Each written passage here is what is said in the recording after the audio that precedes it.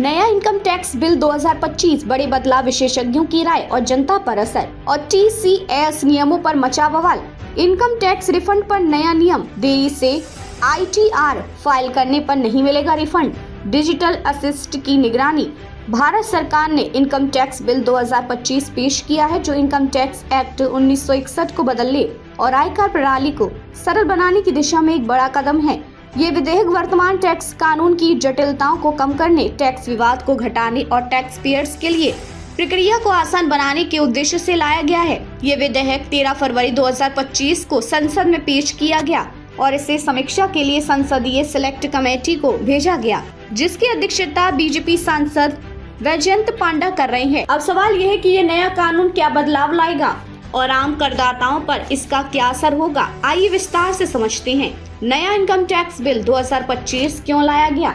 सरकार का कहना है कि इनकम टैक्स एक्ट 1961 पिछले 60 वर्षों में कई बार संशोधित किया गया, जिससे इसका संरचना जटिल हो गया और भाषा कठिन होती गई। नया विधेयक आयकर कानून को अधिक पारदर्शी, सरल और डिजिटल युग के अनुकूल बनाने के लिए तैयार किया गया है। सरकार के अनुसार इस बिल में कोई बड़ा टैक्स पॉलिसी बदलाव नहीं किया गया है और टैक्स दरों में कोई संशोधन नहीं किया गया है, ताकि टैक्स पेयर को पूर्वानुमान और स्थिरता मिले। नए नियमों से टैक्स अनुपालन में आसानी होगी और बेवजह के विवाद कम होंगे। इनकम टैक्स बिल 2025 में क्या बदलाव किए गए हैं। पुराना कानून बनाम नया विधेयक। मौजूदा इनकम टैक्स एक्ट 1961 में 47 अध्याय, 819 धाराएं, 18 तालिकाएं और 6 सूत्र। इनकम टैक्स बिल 2025 में अध्याय घटाकर 23 कर दिए गए हैं, धाराएं घटाकर 536 कर दी गई, तालिकाएं बढ़ाकर 57 और सूत्र बढ़ाकर 36 कर दिए गए। बदलाव का मुख्य उद्देश्य कानून को आसान और प्रभावी बनाना है। इनकम टैक्स रिफंड पर नया विवादित नियम। नए बिल के अनुसार अगर कोई टैक्स पेयर्स अपने इनकम टैक्स रिटर्न को तय समय सीमा पर दाखिल नहीं करता तो उसे टैक्स रिफंड नहीं मिलेगा। पुराने कानून इनकम टैक्स एक्ट 1961 में ऐसा कोई प्रावधान नहीं था।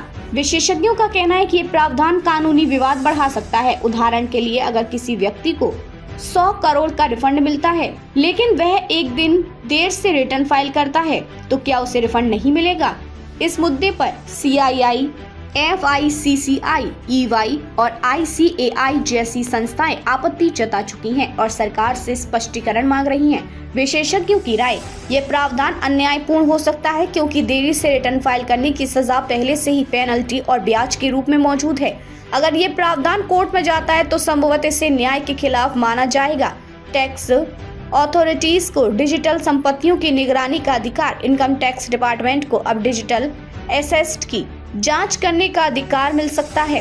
क्या क्या जांच के दायरे में आएगा। Email, cloud storage, social media account, online banking और ट्रेंडिंग अकाउंट्स। अगर किसी केस में तलाशी और जब्ती की जरूरत होती है तो टैक्स अधिकारी क्लाउड डेटा तक भी पहुंच सकते हैं और पासवर्ड भी बाईपास कर सकते हैं। टैक्स कलेक्टेड एट सोर्स पर ब्रह्म बजट 2025 में घोषणा की गई कि शिक्षा ऋण के लिए विदेश भेजी जाने वाली राशि पर TCS नहीं लगेगा, लेकिन नए बिल में इस बदलाव का स्पष्ट उल्लेख नहीं किया गया है। नया इनकम टैक्स बिल कब लागू होगा। इनकम टैक्स बिल 2025 को अगर संसद से मंजूरी मिलती है तो ये 1 अप्रैल 2026 से लागू होगा। अभी इस पर सेलेक्ट कमेटी में चर्चा जारी है। कई संशोधनों की संभावना है। विशेषज्ञों और उद्योग संगठनों की राय, इस बिल में कई बातें स्पष्ट नहीं है, जिससे टैक्स पेयर्स को दिक्कत हो सकती है। टैक्स कानून को सरल बनाना अच्छा कदम है, लेकिन रिफंड पर नई शर्त अनुचित लग रही है। डिजिटल संपत्तियों की निगरानी पर अधिक स्पष्टता की जरूरत है। आम करदाताओं के लिए क्या मायने रखता है यह बिल। कर अनुपालन को सरल बनाया जाएगा। जटिलताओं और कानूनी विवादों को कम करने की कोशिश की गई है। रिफंड पर ड्यू डेट की अनिवार्यता करदाताओं के लिए चिंता का विषय हो सकती है। डिजिटल संपत्तियों पर निगरानी के लिए नए नियमों से निजता जुड़े सवाल उठ सकते हैं। आपकी क्या राय है। क्या आपको लगता है कि इनकम टैक्स रिफंड पर ड्यू डेट की शर्त उचित है।